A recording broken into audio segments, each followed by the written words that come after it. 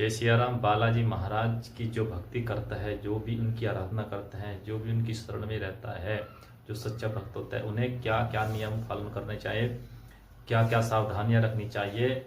जो प्रभु की शरण में जो भक्ति करते हैं, जो भक्ताई करते हैं, जो इन तीन चीजें मन कर्म वचन, तीन चीजों का जो पक्का होगा वही पर बालाजी महाराज की भक्ति कर पाएगा। एक तो मन का पक्का, और एक लंगोट का पक्का, और एक कर्म। तीन तीन चीजों को जो ध्यान में रखकर बालाजी महाराज की सेवा करे, वह ही भक्त सफल हो पाएगा।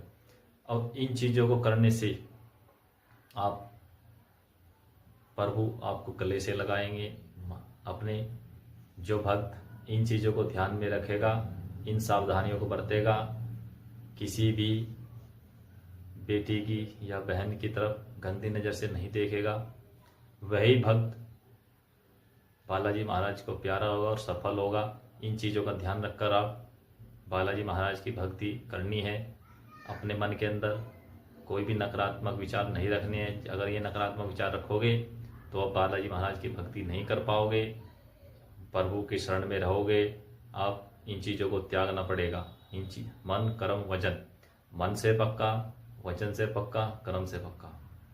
किसी को कोई वचन दे दिया, उसे निभाना पड़ेगा।